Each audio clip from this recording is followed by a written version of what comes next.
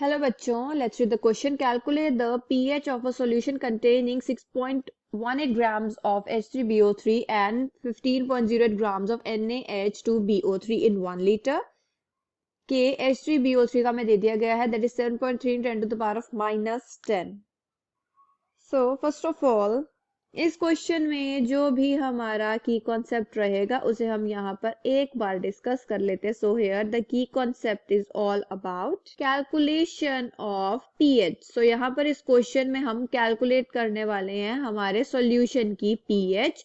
सो सबसे पहले तो हम यहाँ पर देख लेते हैं, हम यहाँ पर हमारा pKa कैलकुलेट कर लेंगे. सो ये किसके बराबर होता है? That is minus log of Ka. It is equals to minus log of, यहाँ पर हमें क्या दे दिया गया H3BO3, उसकी हम यहाँ पर पुट कर लेते हैं value, that is 7.3 into 10 to the power of -10 and ये जिस किसके बराबर आ जाती है दैट इज 9.1367 के. क्लियर? आगे चलते हैं. अब हम यहाँ पर कैलकुलेट करेंगे the pH of acidic buffer solution. So यहाँ कैलकुलेट कर लेते हैं pH of acidic buffer solution.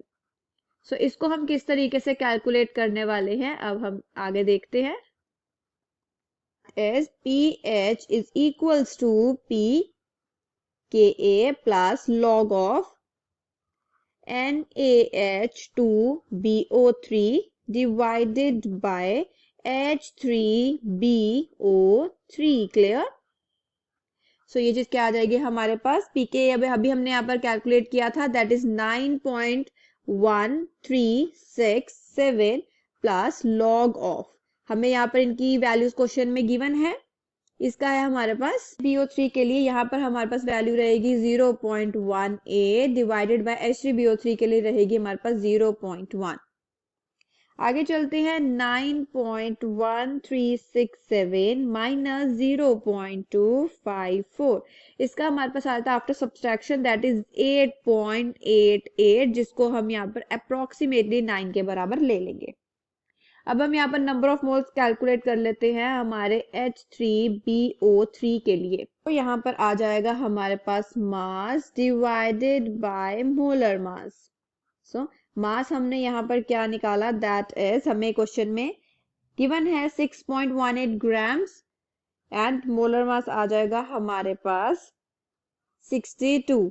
सो ये आ गई हमारे पास 0.1 के बराबर moles. Clear?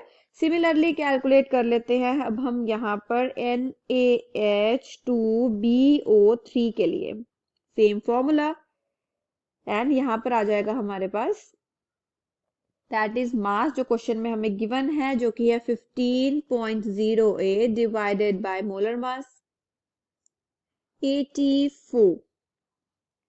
So after divide आता है हमारे पास 0.179 moles. Clear? I hope you understood the problem well. All the best.